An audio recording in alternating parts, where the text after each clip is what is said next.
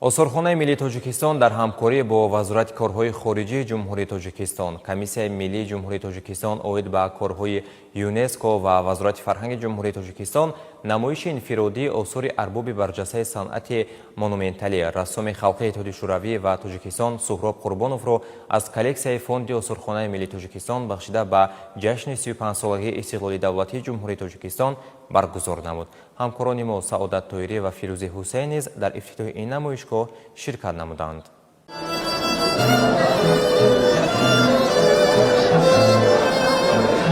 дар расми кушодашавии намоишгоҳ намояндагон аз Вазорати хориҷии Ҷумҳурии Тоҷикистон, Комиссияи миллии Ҷумҳурии Тоҷикистон оид ба корҳои ЮНЕСКО, Вазорати фарҳанги Ҷумҳурии Тоҷикистон ва кормандони осорхонаи миллии Тоҷикистон иштирок намуданд. зимни баромади иштирокчиён гуфта шуд, ки номи намоишгоҳ «Меандешам, пас ҳастам» муҳтавои асосии экспозитсияро ифода намуда, талоши ҳунармандро ҷиҳати ҷустуҷӯи маърифатӣ, дарки маънавии олам ва муколамаи фарҳангҳо ва тамаддунҳо инъикос менамояд. дар осори устод анъанаҳои фалсафаи шарқ, мероси бадеии фарҳанги тоҷик ва арзишҳои умумибашарии инсонгароёна ба таври табиӣ ва ҳамоҳанг таҷассум ёфтанд. эҷодиёти Суҳроб Қурбонов бо тафаккури густурдаи бадеӣ, рамзшиносии амиқ ва забони пурқуввати образӣ фарқ мекунад. Рассом низоми мустақили бадеии худро ташаккул додааст, ки дар доираи он анъанаҳои фарҳанги миллӣ мазмун ва тафсири муосири фалсафию эстетикӣ касб намуданд.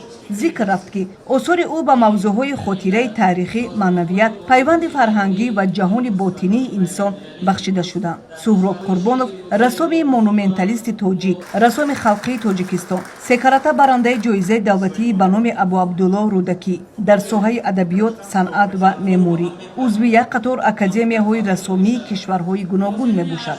Суҳроб Қурбонов беш аз 3 даҳсола роҳбарии Иттифоқи рассомони Тоҷикистонро ба уҳда дошта, дар рушди санъати тасвирии муосири кишвар ва ташаккули Мактаби миллии рассомӣ саҳми арзишманд гузоштааст. таъкид гардид, ки ӯ ҳамчунин муаллифи нишони шаҳри Душанбе буда, дар таҳияи рамзҳои давлатии Ҷумҳурии Тоҷикистон саҳми худро гузоштааст. дар фаъолияти ҳунарманд ҳамкории чандин сола бо сохторҳои ЮНЕСКО ҷойгоҳи хос дорад. пас аз суханронии намоиши асарҳои мусаввир, Суҳроб Қурбонов таҳти унвони «Меандешам, пас ҳастам» ифтитоҳ гардид.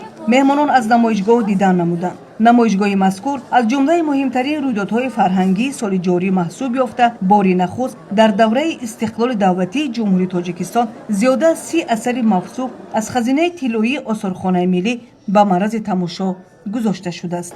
экспозитсияи намоишгоҳ осори санъати тасвирӣ ва монументалии ҳунармандро фаро гирифта, марҳилаҳои асосии фаъолияти чандинсолаи эҷодии ӯро инъикос менамояд. мавқеи марказиро дар экспозитсия асари маъруфи «Меандешам, пас ҳастам» ишғол менамояд, ки яке аз шинохтатарин асарҳои санъати тасвирии муосири Тоҷикистон ба ҳисоб меравад. маҳз барои ҳамин асар расsom ба ҷоизаи давлатии ба номи Абу Абдуллоҳи Рӯдакӣ дар соҳаи адабиёт, санъат ва меъморӣ сарфароз гардидааст.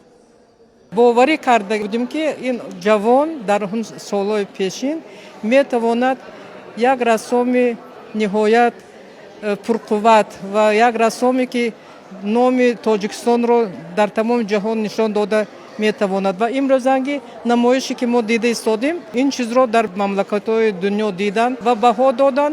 бисёр хуб аст, ки дар Тоҷикистони имрӯзаи мо, Тоҷикистони ки ҳамин имкониятҳои васеъ дорад барои парвариши ҷавонон, анъанаҳои беҳтарини Суҳроб давом дода истодааст.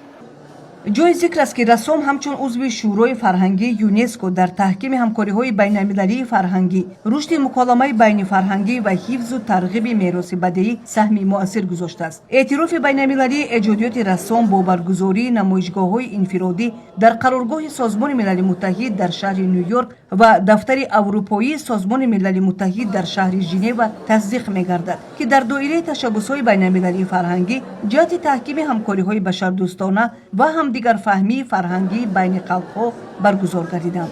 гуфтанд ба маврид аст, ки осори Суҳроб Қурбонов дар бузургтарин маҷмӯаҳои осорхонавии ҷаҳон, аз ҷумла галереяи давлатии Тритсиков, осорхонаи Метрополитен дар Ню-Йорк, осорхонаи давлатии Шарқ ва дигар коллексияҳои осорхонавии хусусӣ маҳфуз мебошанд. намоишгоҳи «Меандешам, пас ҳастам» то санаи 5 июн идома меёбад.